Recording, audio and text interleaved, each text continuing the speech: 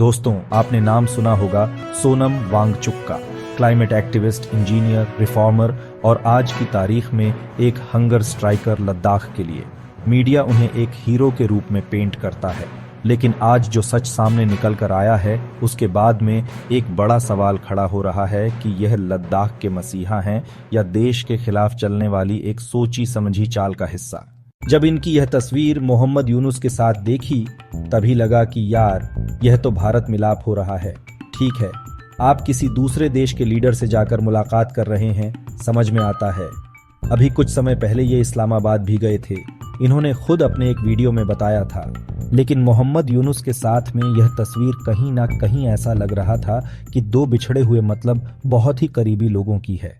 खैर, अब 24 सितंबर को जो लेह में हुआ उसने सिर्फ एक प्रोटेस्ट का रूप नहीं लिया बल्कि डायरेक्ट देश के खिलाफ वायलेंस हो गया।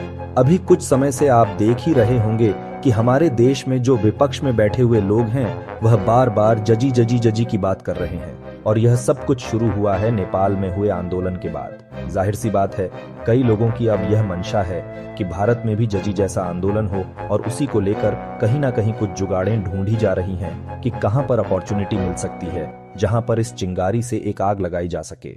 लद्दाख में बीजेपी ऑफिस को आग लगाना, पुलिस की गाड़ियों को तोड़ना, सिक्योरिटी फोर्सेस पर हमला करना, सीआरपीएफ जवानों को घायल कर देना, यह सब सिर्फ एक पीसफुल हंगर स्ट्राइक का नतीजा तो नहीं हो सकता? या फिर पर्दे के पीछे कुछ और ही कहानी, कुछ और ही गेम चल रहा था? सच यह है कि मोदी सरकार ने लद्दाख के इशू को इग्नोर नहीं किया है जैसा कि प्रोपगेट किया जा रहा है। डायलॉग चल रहे हैं, हाई पावर्ड कमेटी बनी हुई है। 25-26 सितंबर को मीटिंग शेड्यूल थी और 6 अक्टूबर को एक और बड़ी मीटिंग होने वाली थी। सरकार ने already 85% ST reservation, S 3 women reservation councils में और भोती व पुर्गी को ऑनफिशियल लैंग्वेज डिक्लेयर कर दिया था। 1800 सरकारी नौकरियों का रिक्रूटमेंट प्रोसेस भी स्टार्ट हो चुका था। मतलब ऐसा नहीं कि काम नहीं हो रहा था, काम हो रहा था, धीरे हो रहा था, मान सकते हैं, लेकिन हो रहा था। और देखिए, कोई भी बड़ा बदलाव एकदम से रातों रात नहीं आता। उसके बावजूद भी सोनम वांगचुक ने 10 सितंबर से हंगर स्ट्राइक शुरू कर दी। अपनी स्पीचेस में उन्होंने एक अजीब नैरेटिव डालना शुरू कर दिया। नेपाल का जजी प्रोटेस्ट, अरब स्प्रिंग रिवॉल्यूशन जैसी बातें, मतलब सीधा यूथ को वायलेंट अपराइजिंग के लिए तैयार करने वाला काम। और उसके बाद वही हुआ जो शायद वह चाह रहे थे। 24 सितंबर को मॉर्निंग में क्राउड इकट्ठा हुआ। हंगर स्ट्राइक साइट के पास थोड़ा नाराज था क्योंकि 2 बुजुर्ग लोग गिर गए थे और उन्हें हॉस्पिटलाइज करना पड़ा। लेकिन सिचुएशन कंट्रोल से बाहर तब गई जब भीड़ बीजेपी ऑफिस और काउंसिल ऑफिस की तरफ मार्च करने लगी। बैरिकेड्स तोड़े गए, पुलिस बीच में आई, लेकिन पुलिस पर पत्थरबाजी हुई, एक पुलिस वैन जला दी गई और फिर बीजेपी ऑफिस को भी आग के हवाले कर दिया गया। रिपोर्ट्स के मुताबिक 30 से भी ज्यादा पुलिसमैन और सीआरपीएफ जवान घायल हुए। पुलिस को स्ट्रिक्ट एक्शन भी लेने पड़े जिसमें कुछ लोगों की मृत्यु हो गई। दोस्तों, सोचकर देखिए, जो प्रोटेस्ट एक पीसफुल हंगर स्ट्राइक के नाम पर चल रहा था वह अचानक इतनी जल्दी वायलेंट कैसे हो गया? और सबसे बड़ी बात, इसी दिन सोनम वांगचुक ने अपनी हंगर स्ट्राइक तोड़ दी और एम्बुलेंस में बैठकर अपने गांव चले गए। मतलब जब लद्दाख जल रहा था तब यह लीडर अपने सपोर्टर्स को बीच में छोड़कर सेफ एग्जिट ले गए। यह भी समझना जरूरी है कि यह सब कोई एक्सीडेंट नहीं था। एक वीडियो वायरल हुआ है जिसमें वांगचुक खुद लोगों को समझाते हुए दिख रहे हैं कि कैसे मास्क पहनना है, कैप पहनना है, हुडी पहननी है ताकि आइडेंटिफिकेशन छुप सके। मतलब वायलेंस की ग्राउंड वर्क पहले से तैयार थी। और फिर शुरू हुआ ब्लेम गेम। वांगचुक ने कहा कि जजी ने कंट्रोल खो दिया, यानी यूथ पर ब्लेम डाल दिया और खुद पीछे हट गए। क्या यही लीडरशिप है जो खुद को गांधीवादी और शांति का मैसेंजर बोलते हैं, लेकिन जब क्राउड वायलेंट हो गया तो अपने ही सपोर्टर्स को छोड़कर भाग निकले?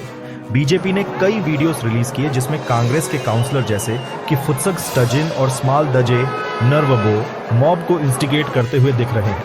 एक के हाथ में वेपन था, दूसरा ओपनली बोल रहा था कि मैं खुद आकर बीजेपी ऑफिस पर पत्थर मारूंगा। अब सवाल यह है कि यह सिर्फ एक एलिगेशन था या पॉलिटिकली स्पॉन्सर्ड पूरा इवेंट? जब बीजेपी ने यह एविडेंस सामने रखे तो सोनम वांगचुक ने कांग्रेस को क्लीन चिट दे दी और कहा कि कांग्रेस इतनी ताकत रखती ही नहीं कि 5000 यूथ को रोड पर ला सके। वांगचुक बार बार कहते हैं कि लद्दाख का यूनियन टेरिटरी एक्सपेरिमेंट फेल हो चुका है। मतलब सीधा नैरेटिव पुश किया गया कि दिल्ली की गवर्नेंस फेल रही, मोदी सरकार फेल रही और लद्दाख को अलग स्टेटहुड दो।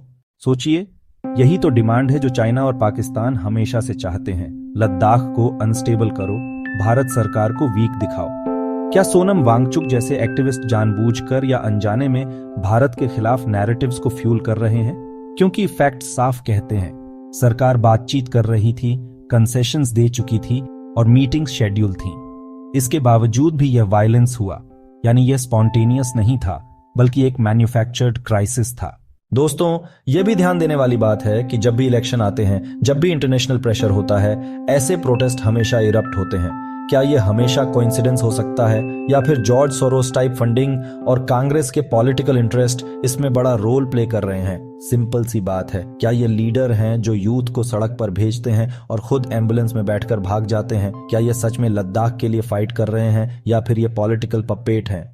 सोनम वांगचुक जैसे लोग एक एक्टिविस्ट का मास्क पहनते हैं, लेकिन असल में वह नैरेटिव के वॉरियर हैं जो भारत के खिलाफ सेंटिमेंट्स को क्रिएट कर रहे हैं। उन्होंने जजी को एक रिवॉल्यूशन के नाम पर सैक्रिफाइस करने के लिए बोल दिया और मोदी सरकार के लिए यह एक टेस्ट है कि ऐसे लोगों को कैसे एक्सपोज किया जाए, कैसे हैंडल किया जाए और लद्दाख के लोगों को यह क्लियर मैसेज दिया जाए कि इंडिया का इंटरेस्ट सबसे पहले है। आज लद्दाख जिस कंडीशन में है उसे देखकर वाकई बुरा लगता है। वहां के लोग शानदार हैं, बहुत गर्मजोशी से मिलते हैं, हर चीज में साथ खड़े रहते हैं, लेकिन कल कोई और इलाका जलाया जा सकता है। समझना जरूरी है कि देश तोड़ने का गेम एक्टिविज्म के नाम पर भी खेला जा सकता है। पास्ट में हमने देखा है कि कैसे कुछ लोग डोनेशन के नाम पर करोड़ों रुपए इकट्ठा करते हैं और उसका इस्तेमाल अपने पर्सनल कामों में करते हैं। अगर समय पर नहीं पहचाना तो यह अरब स्प्रिंग और नेपाल जैसा रिवॉल्यूशन भारत की सड़कों पर भी नजर आ सकता है। और याद रखिए, जो इंसान अभी ही मिट्टी को आग लगाने वालों का सपोर्ट कर रहा है, वो चाहे कितना भी बड़ा इंजीनियर या एक्टिविस्ट क्यों ना हो, देश का दुश्मन तो कहीं ना कहीं कहा ही जा सकता है। बात थोड़ी टिपिकल जरूर है, लेकिन अगर आपने यहाँ तक सुना है तो उम्मीद है आपको समझ आया होगा कि आखिर ये नैरेटिव का खेल क्या चल रहा है। आप जरूर बताइएगा कि इस पूरे मैटर पर आपका क्या ओपिनियन है। मेरे इस वीडियो में फिलहाल इतना ही। जय हिंद, जय भारत।